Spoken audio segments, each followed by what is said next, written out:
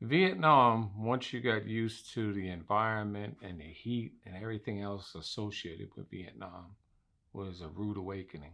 Because when we were training to go there, what they told us, oh, you'll be home in a couple of months. This is not going to last. You're Marines.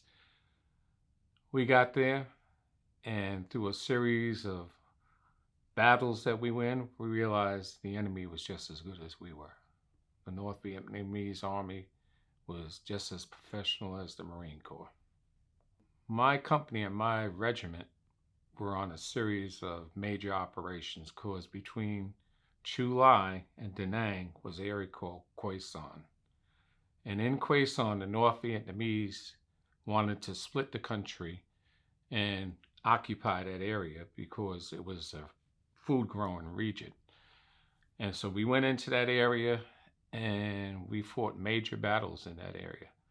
Now, years later, I found out that 5 Medal of Honors were awarded in that during the time I was there, all posthumously. There were 900 Marines who were killed, and sailors or wounded, well, killed, and I don't know how many wounded. Most people say, oh, well, the roughest battles for Marines was Quai Son and Hue. No, it was Quai Son. And I was on this operation called Union 1. And there were a series of major battles against the North Vietnamese Army.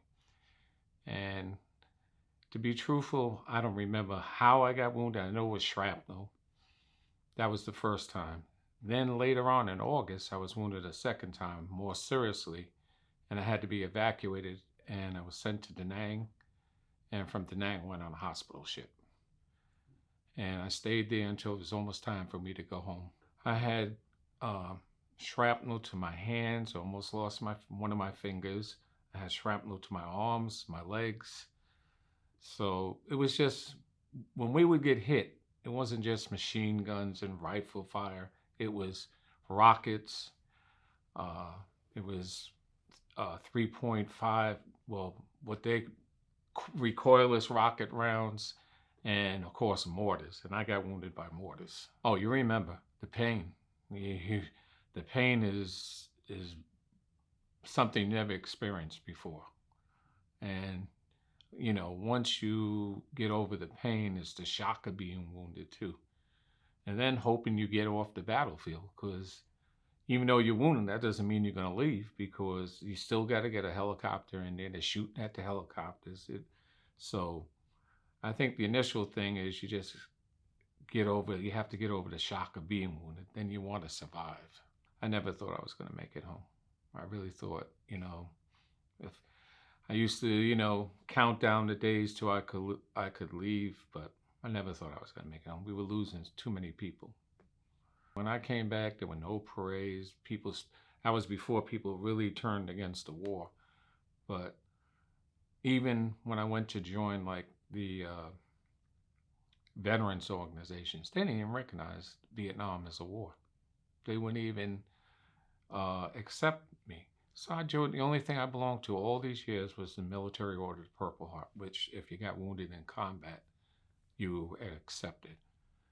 And so because we share that bond of not getting a welcome, when you see another veteran, any veteran I see, I always say thank you for your service. But if it's a Vietnam veteran, welcome home. Because that's the only welcome we usually got from each other. The truth is, when you're in combat, it's not even about flying the flag. It's just surviving and making sure the person next to you survives. All this rhetoric about, loving the country, you survive. All that political stuff comes later. I don't have no problem with people who didn't agree with the war. As long as you didn't do anything to harm any veteran, I don't have no problem with that. Because, a lot of veterans come home and are bitter too. So, we understand that.